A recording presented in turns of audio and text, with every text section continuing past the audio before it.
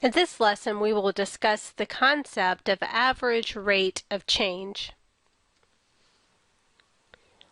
The average rate of change of a function will enable us to find, quote unquote, the slope of a curved graph.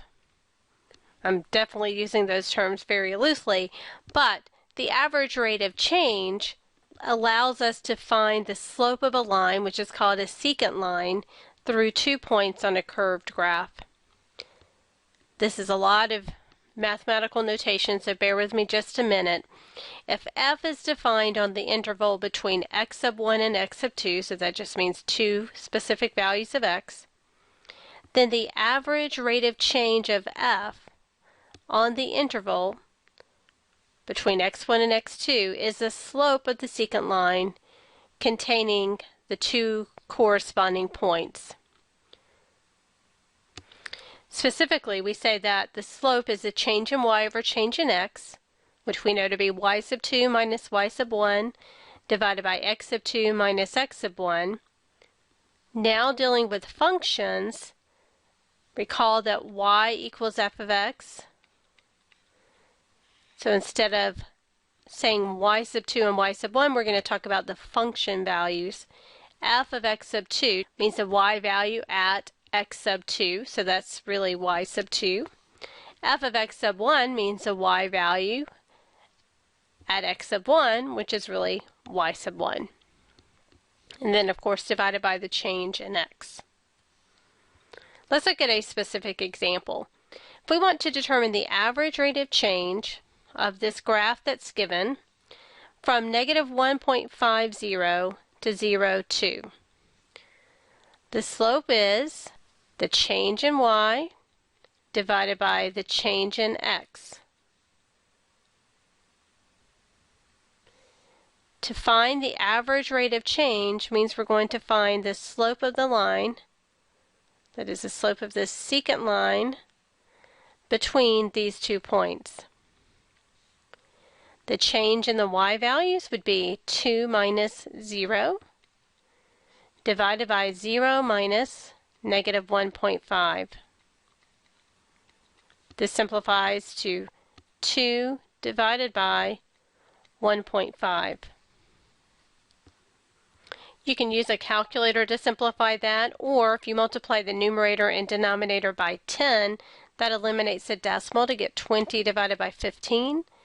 Then we can simplify those by dividing by a factor of 4, by dividing by a factor of 5 to get 4/3.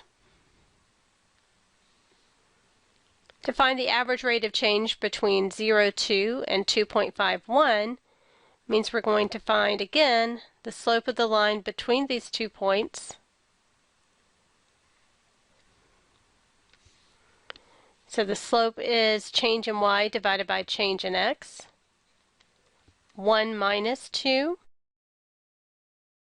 divided by 2.5 minus 0.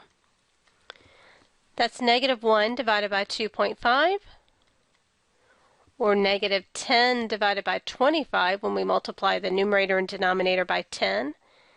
Dividing out a common factor of 5 leaves negative 2/5.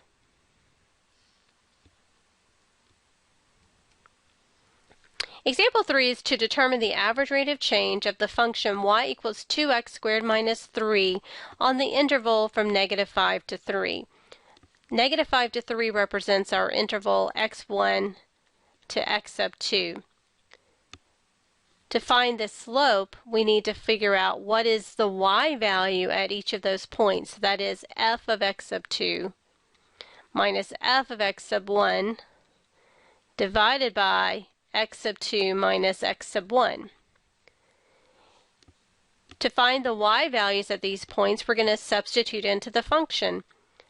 F of x sub 1 will be f of negative 5, which is 2 times negative 5 squared minus 3, or 2 times 25 minus 3, which is 50 minus 3, or 47.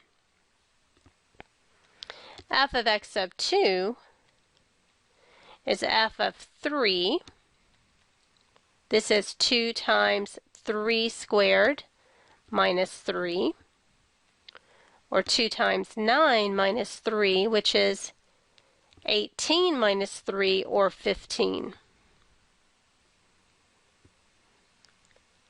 So the y value at x sub 2 is 15, minus the y value at x sub 1, which is 47,